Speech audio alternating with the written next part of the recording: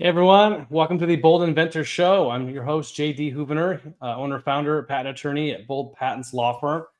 We're live today again. We're here every Wednesday.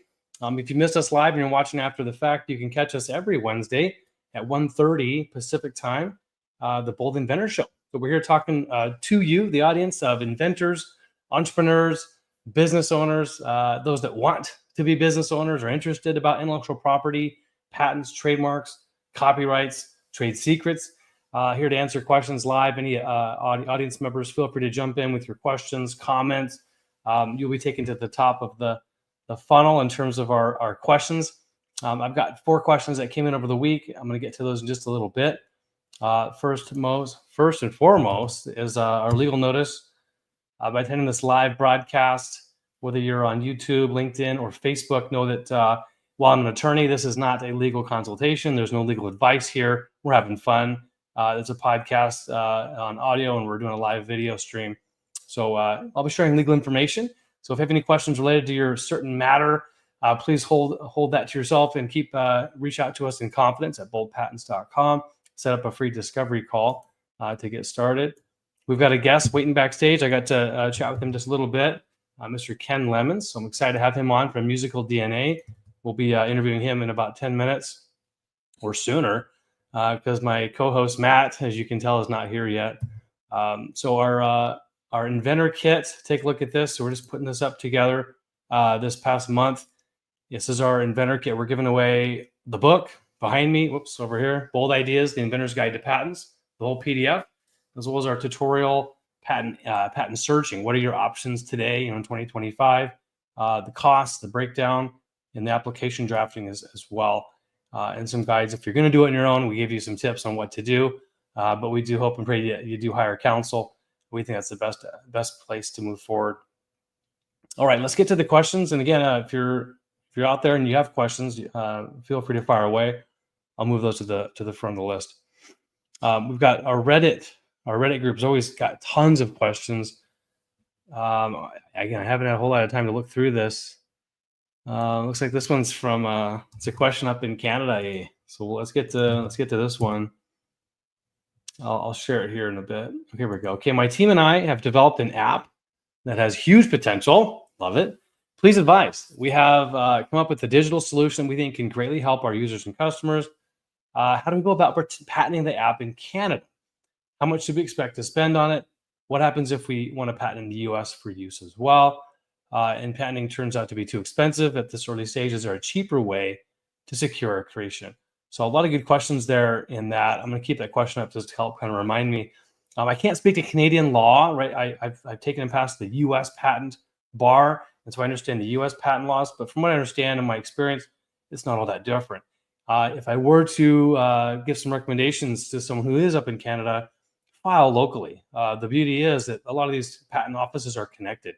In terms of if you're going to go after multiple countries, you just need to file in one of those countries. That's a part of the Patent Cooperation Treaty. Most every country that you've ever heard of is a part of that treaty. And so the cool thing is you can apply to any one of those countries, and they'll all reference back and point to that one examiner that you started with. The most important thing to do, of course, is to actually file a patent application, to do it right, and to use counsel to make sure that it's properly described in enough breadth and description and detail to properly cover those claims. What I will say for an app, if that's going to be too expensive for you, certainly you can go ahead and file on your own. Again, that's going to come with a big caution, making sure that you're not going to cut yourself short. So I'd always look to, if you need to take a loan out, right, pool money together with another business partner, go investor, to try to hire counsel to get it filed correctly. Without filing, there's really very little protection. In the US, I will say there is a grace period, okay, a 1-year grace period that if you do go to market, let's say launch the app, you do have 1 year to then file the application, and you'll still be able to proceed forward and get the patent rights. So that 1 year can be useful if you're really stretched on money and you got to go confirm the market and you want to go test things out first. There is that grace period. And of course, that will come at the risk, of course, of some other inventor individually on their own filing the same or similar patent application, and you would be the junior in terms of being able to get the rights. So always preferable to file and use attorneys if possible. But again, before you file, I don't know if I've mentioned this yet today, but doing a patent search is critical. Making sure that what you're doing is truly unique, novel, and above anything else that's been published or patented before. So before you file, do that patent searching. Do some diligence on your own before even hiring a patent search or a patent attorney, patent law firm to do that searching for you. There's a big long answer there. And hey, we've got a comment. Looks like Adam's on. Good to see you, Adam. Can't wait to see Mr. Ken Lemons. Me too. I'm excited to bring him on. Bear with me. I'm going to go through a couple more questions here that came in this week. These will be all patent related. No trademark questions today with Matt Colseth being out. Let's take a look at this one here.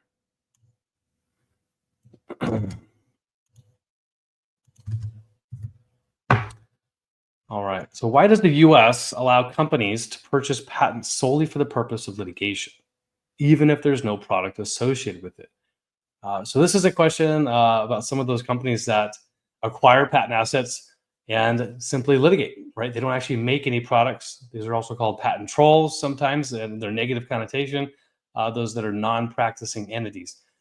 The beauty here is it's business, it's transactional. And so if you purchase a patent, that means that the inventor or the owner of that patent gets rewarded. They get financial compensation for bringing something new to the market, bringing something new to the technology, the field of art, and that's worth it, right? That's the whole system. Is the inventor gets rewarded financially, monetarily for bringing that new product to market. So it doesn't really matter who buys it.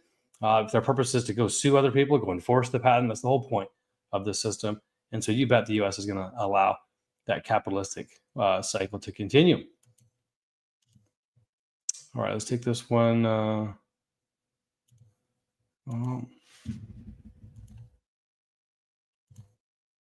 Okay, here we go. This will be our last one. We'll do this third one, and we'll get to our guest. The others were too long-winded. Okay, I have an idea for a dental product that does not exist. I need to know legally how to protect my idea and then find the means to manufacture and test the product. No idea where to start. Any help is appreciated. Okay, so a dental product. This is sort of one of those areas where it's medical in nature, medical device, or maybe it's a product related. Okay, it's going to provide some benefit health-wise. This is going to put up the initial, pointer to go have an FDA discussion. Whether it's going to be a simple class 1 or 510K, there are some certification routes that will need to be taken before you go market and sell the product if it's going to be solving some health-related, medical device, medical-related problem. Now, in terms of the patent side or the intellectual property, it's going to start right about patent research. So having done some of that yourself, if you're yourself a dental or in that industry, that's great. You'll probably already know a lot of the players in this product space. But have that done ahead of time, then go hire a professional, go do that search, confirm, know that you're really going to have a nice broad scope of rights that you're going to go for. So taking a look before you leap, and then paying that that big fee to hire the best attorneys you can to get that application drafted, write a solid specification, drawings, and then the claims. So in terms of the patenting, that's the process. Manufacturing and testing, that can be done once you're pending. Once you've got your patent application filed, you're going to then be able to talk with third parties about the invention that was filed without really risk of them being able to file anything else because you've already beat them to it. Knowing that if you're going to get into detailed discussions with them or hire them to make something for you, I always recommend you have an NDA, a confidentiality agreement in place. Inevitably, as you manufacture, as you test the product, you'll iterate. The product's going to go into version 2, version 3, and so on. And those inventions, right, those follow-on improvements need to be protected and owned by you. So that contract with the manufacturer is really important. And so for that reason, I usually recommend local business counsel drafting contracts. And you're going to get the most sort of, protections if you have a manufacturer that's local within the same state. Or out of state would be a little more risky, and then out of the country is the most risky in terms of your intellectual property rights. So awesome. All right, Adam, is music community idea instead of just building software? That's an amazing idea, I think. Okay, so Adam's talking about Ken. With that beautiful segue, thank you, Adam. Let's bring on our guest, Mr. Ken Lemons. Welcome to the program. Hey, JD, how are you? I'm doing good. Thank you. I appreciate it. How are you today? Hey, I'm all right. It's pretty nice up here in California, in Marin County, so just north of the Golden Gate Bridge. Oh, that's perfect. Yeah, my brother's down there in that area. He said it's beautiful. It's actually nice up here in Washington State. That's where I'm at. We're in the 70s. Hmm. Incredible. Like last week, we're in the 40s. So, a pretty big jump in the right direction, which is good. Um, well, so you and I have we've conversed via email, LinkedIn, but this is our first time actually talking. So I'm excited to dig in to some of your background. If you don't mind kicking us off with, where you've been in your career and how'd you get started with musical DNA? Yeah, it's a funny long story, but to be brief, I did the 5 university, 8 major, 13-year program, kicking off with engineering at Michigan, and then oil painting, theater, sound design, media, and ended up with a couple of music degrees, piano performance, bachelor's, and then a master's in music from Butler University. And nowhere along the journey did I think, hey, I want to, make money for the sake of making money and go into business. And so I think it's pretty comical that I now am running a software business and I'm trying to figure it all out. But basically, I had a broken hand many years ago while I was trying to recover from that for my first piano recital. I decided to try my very best to map music in order to help my personal understanding of it, and that led to my the first seed that eventually became this patented invention and our dynamic visualization process. So. Wow, it's cool. So you said you broke your hand. Did you mean Yeah, I metaphorically broke it or? just bike riding, and so I Oh, was I was wow. waiting, recovering, and just trying to maximize my time, and Yeah. I drew my first map and put two and two together, and now it's many years later and many patents. I think we've had 29 approved, believe it or not, national and Wow. international. Uh, Okay. and just, I mean, we only have 10 minutes today, but I would love to talk to you personally at some point. We have very unique patents apparently in the history of the Patent and Trademark Office, which is neat because when ours were approved, there was no formal printing process for colored patents yet. And, Hmm. and our guy was like, don't worry. Well, even in applying, for those out there, patents, you apply in black and white. And for a colored application, you have to have a special petition. Right. But our guy's like, don't worry. Yours are the poster child of colored applications. And for people who are new in what I do, so this is a musical DNA, and we light up music with rainbow colored geometry. It's the first mathematically exact visualization of music and how music really works. And in 2D, it's music turns into a circle. So this is kind of the equivalent of hitting all of the white and black keys on the piano in an octave. And in 3D, it turns into a helix as you go around the circle. It, Wow. it looks like DNA, hence our name. Got And it. it was invented for music teaching, revealing the shapes of music. But then, to our great surprise, we found ourselves in the world of audio uh, and mapping at great levels of detail, and hence so many patents. So. Very cool. May walk us through the first patent or the first sort of invention that of this. What's and also a use case example of how you put it into. Okay, so our core patent was actually very broad, and as JD was alluding to earlier. So, I mean, at least when I got into all of this, we filed something called a provisional application, which is it stamps the date, and then you have 1 year to finish filing your full. It's called utility application, but you can at least get that date. And it turns out that our core application was so broad and had so many claims that we had to split it up into 3 core patents. And it had to do with lighting up musical sound and then, drawing these geometric relationships. Its first use case, and it was invented for music teaching. And so our core technology is visualizing music with rainbow colored geometry, letting you see the true mathematical nature of music for the first time. But in other words, it simplifies and visualizes the musical language. And when you see music in this way, music is revealed as shapes fitting together like pieces of a puzzle. And it turns out that there are 6 core lines, 2-note shapes called the intervals. So if music were Legos, there would be 6 basic musical Legos that exist, and each one has its own color and length and very identifiable musical sound. And then you start stacking those together, and it turns into the 4 triangles, the triads of music, and then the 9 seventh chords, the trapezoids of music. Wow. So our core technology was the core visualizer itself. But our other big breakthrough, at least for music teaching, was our patented breakdown of this sequence of the mathematically most efficient way to communicate the language. So we've been working on it for a long time. I really hope that the world is about to have some interactions that people can start playing with these tools itself and start creating their own musical DNA sculptures for dynamic songs / sculptures, for lack of a better word, and begin to share them themselves. So not only be able to express auditorially, but in terms of a 3-dimensional graphical representation of what the song looks like. It's funny because I joke around that it's like that the scene in The Matrix. Are you sure you want, like, you have to see it for yourself.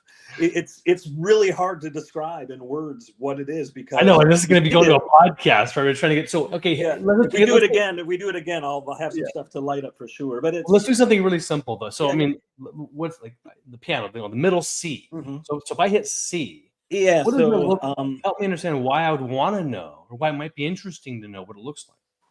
So I visualize. I'm a piano player. I mean, I play a lot of guitar and stuff too, but I learned when I was 5 on the piano. So I mapped musical DNA with middle C at 12 o'clock on the circle. So if you hit one tone and it happened to be a C in 2 dimensions, it will light up at the very top. Okay. And it'll just be a point of white-ish light. We can have a little animation to reflect the timbre, etc.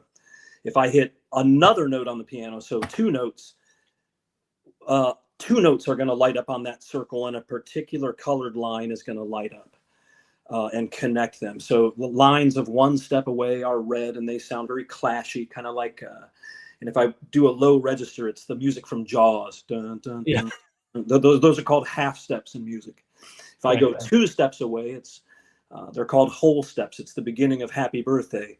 Happy birthday, dun, dun, dun, dun. When you hear them together, it clashes, but not so bad. And I can walk you through the others, and we have a book and stuff. But basically, you start building the basic shapes, and it's so use cases. We're building tools for to assist in education. The problem is that everyone loves music, but learning music is very, very difficult because for 300 years, everyone's still been using rote memorization. You learn the piece of music and you recite the music, and that is incredibly difficult, especially if it's hundreds and thousands of individual notes. Our technology reveals the underlying structures of music, and with our software, and then with tools like modern analytics, we can track your recognition and successful building of these shapes, and we can really gamify the muscle memory acquisition process to get you through getting these shapes and patterns into your fingers. And then at the very end, I do teach you how to read and write music, but only at the end.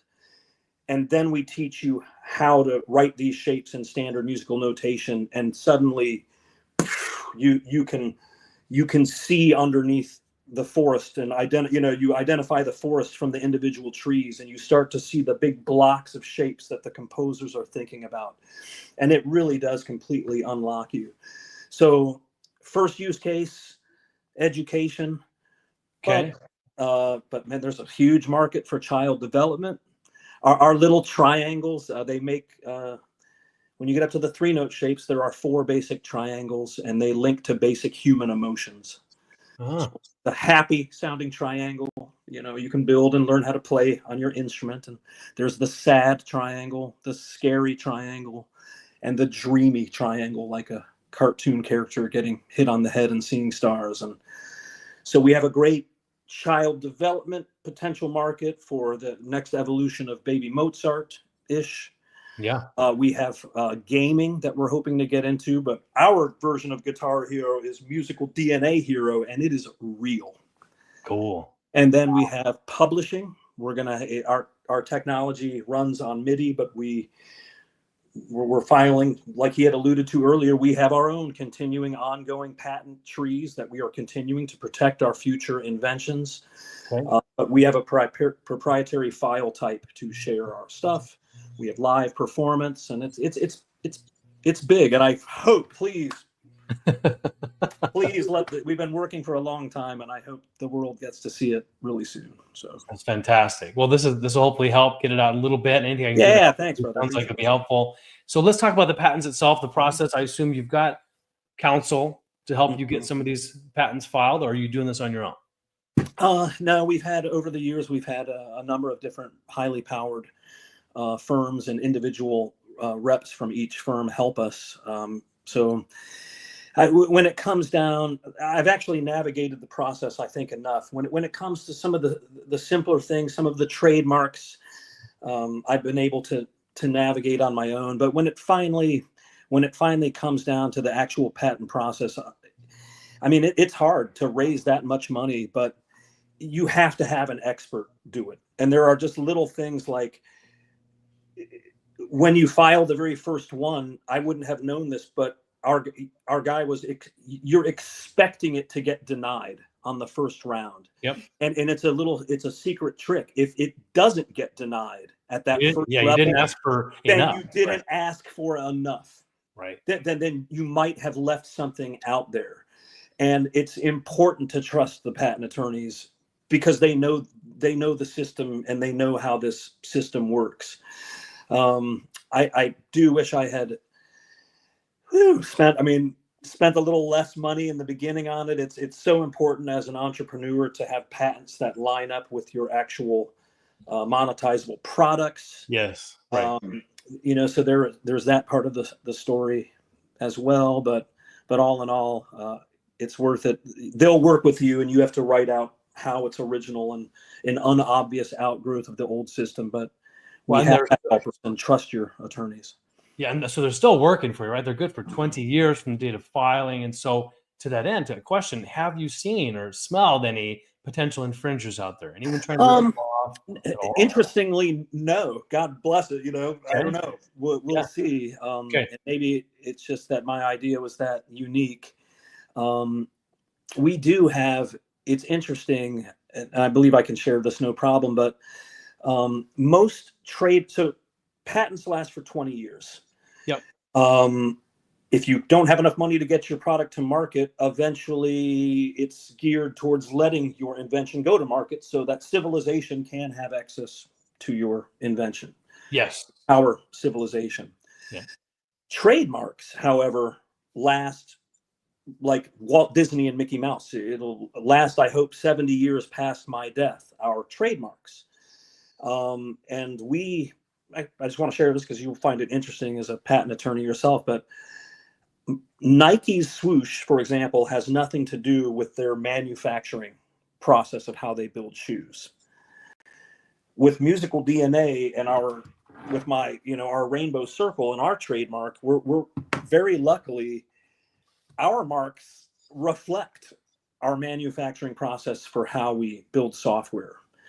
And those marks snap in and link to all of our previous claims, even as our older patents expire and we start filing our new patent trees. So we're a little unique, I think, in having this very strange but kind of cool advantage with our intellectual property. Yeah, well, certainly. Yeah, just a quick note on that. So on trademarks and like design logos, hold that book up for a bit. You have that. Yeah, well, this is just a sticker on my back. Yeah, so there's a lot going on right there. There's at least two major pieces of IP. There's the design. There's actually that design, that work of art. That is that colored. That's our. I call that the master key. That's master key. And the names, because I also have my book that breaks down the language of music, which I refer to as the master key. But really, that's in 2 dimensions. That is our master symbol of all music in the world fitting in there. This happens to be, like you said, a visual mark.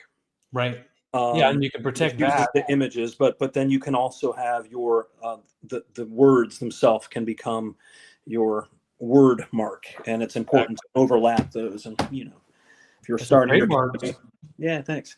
trademarks are wonderful, and they last, they persist as long as the company is. They Mm-hmm. go on as long as you're still in business. It's the copyrights, is what you were talking about, is 70 years after your death. And so any design Yes.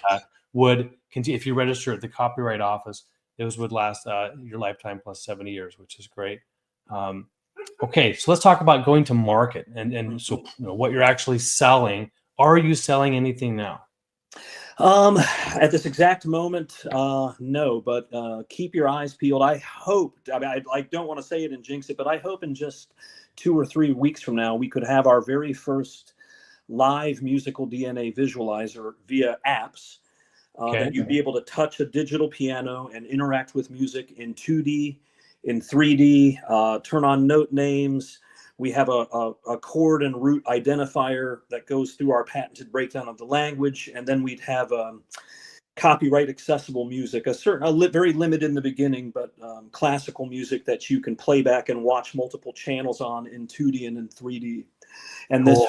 this visualizer, eventually I want to have a free level of access to.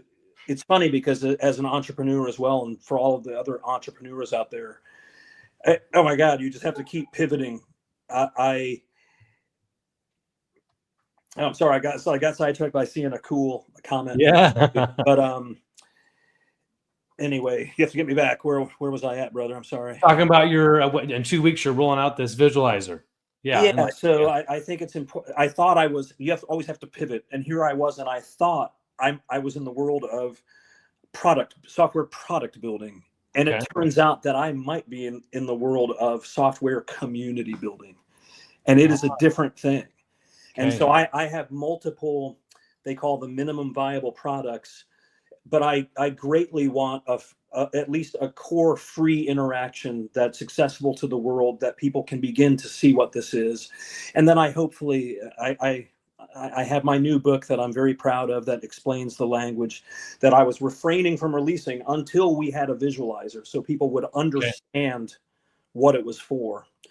And then we'll go from there. But I'm hoping to build something called the Musical DNA Universe, that gives access to a lot of our tools and our creation and sharing and play, and that's what we're out here trying to build in Marin County, California. Love it. Love it. Anybody, please Any get a hold of me. We need some help. I need some people. Okay. Well, I'm going to promote on that. To that end, can I put your email address out? Yeah. Please do. All right. So I'll put that just before I forget. So feel free to contact Ken with any questions or contributions at ken@musicaldna.com. Okay. Now to the visualizer. Is any chance we could get a sneak peek today? Do you have a computer you could share? I like the quick access is using my iPad Pro that we're using now for us to talk. Your website doesn't have anything.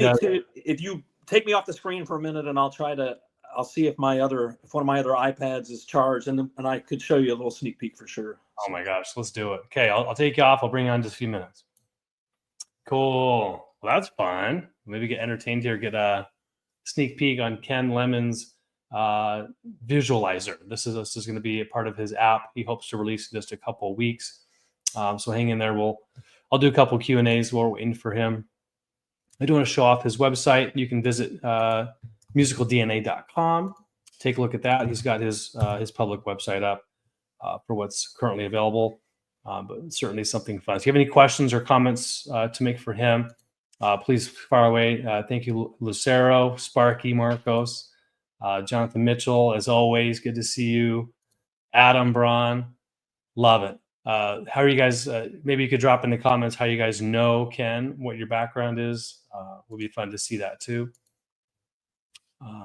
There's Adam. Yeah, so far so good. Here we'll do one question here.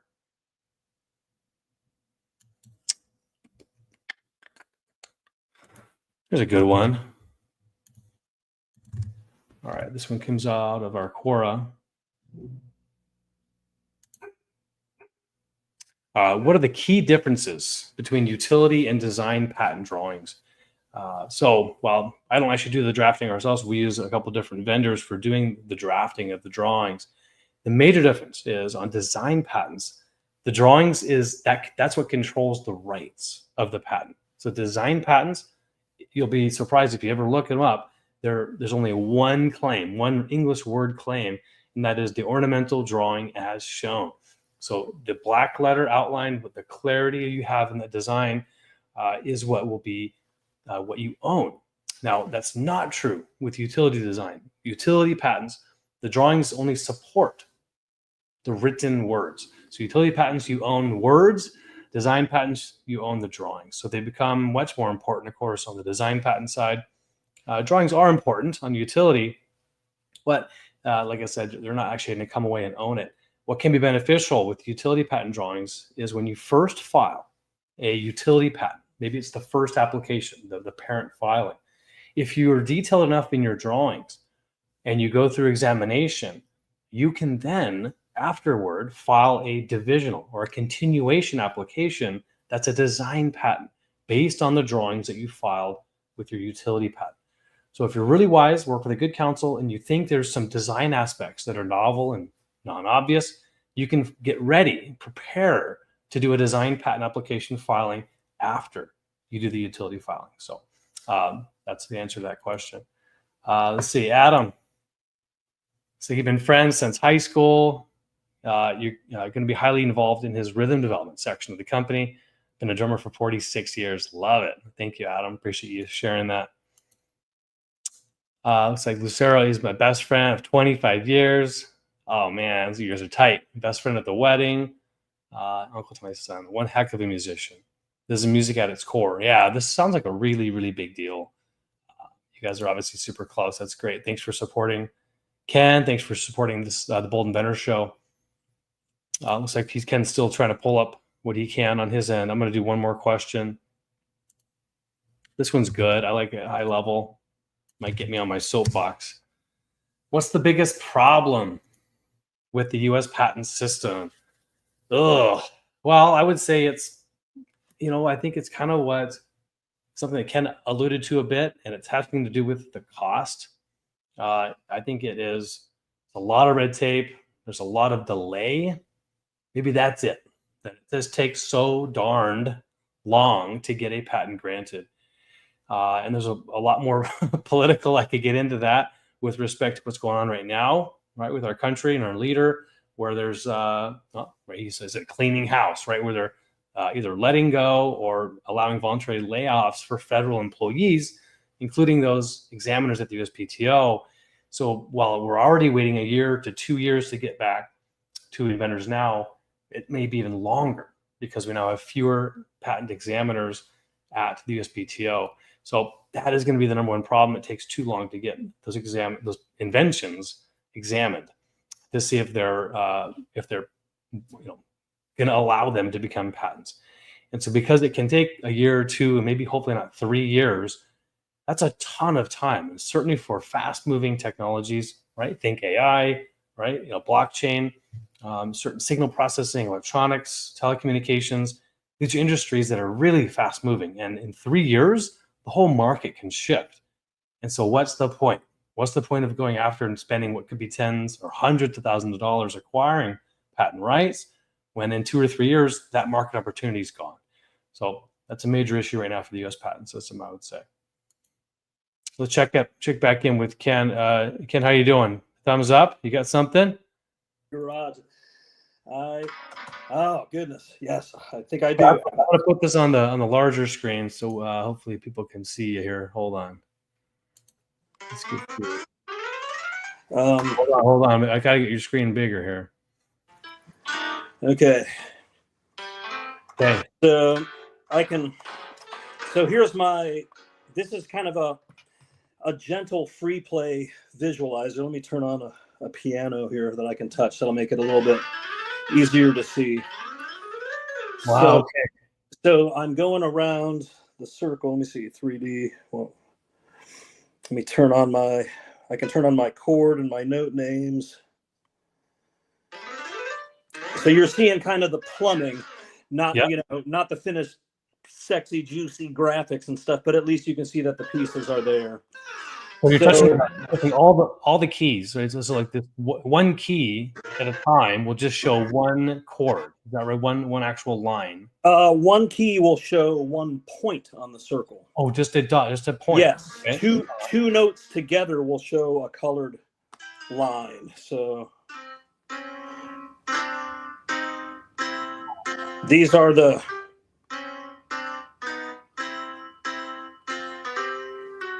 the 6-beta. Sorry, it's just funny. Oh yeah, no, you're doing great. Noodle this in real time, but music is shapes. In 2D, it's a circle. In 3D, music is a helix. Whoa. Yeah. What makes it go vertical? What brings it? Every time I go up or down one octave in musical sound, you are going around the circle. Goodness. So in 3D, music is not a circle. It is a helix that looks a lot like a spiraling strand of DNA. Right. So point to point is not always, in fact, very, very rarely in 2 dimensions. The point to point is a 3-dimensional connection. Yep. So octaves are they're white lines that bridge the gap. Oh, there you go. Wow, look at that. And so I'm so excited because you're only seeing note ons and note offs very quickly, but we have it's turned on so we can begin to show different animations and different channels for different instrument sounds. And it's so fun when you can start to see like a Cantina band from Star Wars, and all the different tracks lighting up everywhere. And so it's my life's quest getting all of this done. And I really hope that I will have something to share with the world soon. But anyway, so we're hoping to have this free visualizer out, in just a few weeks. It'd be fun to circle back with you if I can pull it off. Absolutely. So where do we go find it? It's Apple Store or the Google Play? It'll be Apple and Android smart devices to start. And we're working on a couple of our core engines. It's kind of exciting because where I hope it will go is even to one of the core engines for the video game people out there. We're building an Unreal version of this and something called Unity. So Unity gives us access to the browser. Unreal gives us access to the gaming consoles and to AR and VR. And I can't wait till we can turn on our universe with those kind of super high-end ray tracing graphics and stuff. But anyway, so dude, thank you so much. Ken. That was such a cool thing. I didn't think you were going to be able to pull it.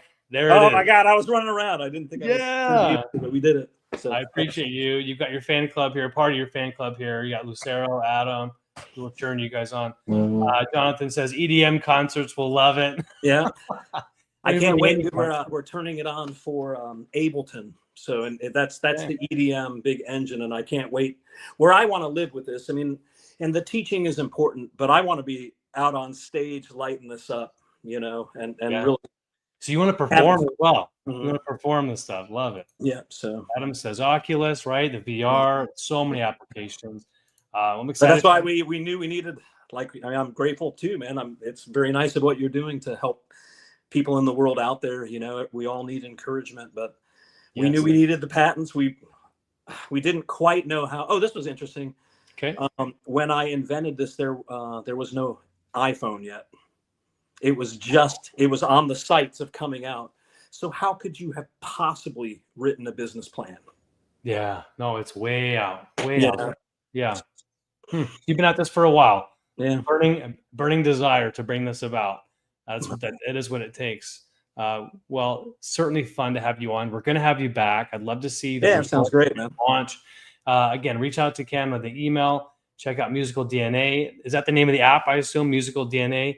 So Musical DNA is the name of the technology, and my company. And I'm building a collection of companies that I call Musical DNA Enterprises. The apps, the one that will be out will be the core Musical DNA Visualizer app. Okay, got it. Musical DNA Visualizer. Cool.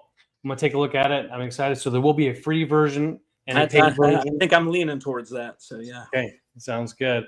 Well, I appreciate that teaser. Again, thanks for coming on and sharing your story with Hey, us. thank you, Yeah. JD, very very much. It's a pleasure to meet you, All right. man. Well, for me and Bold Patents here, wishing you guys a great week. We'll be here back next Wednesday at 1:30 Pacific. Have an awesome day, everybody. Go big, go bold. Yep. All right, buddy. Thanks, man.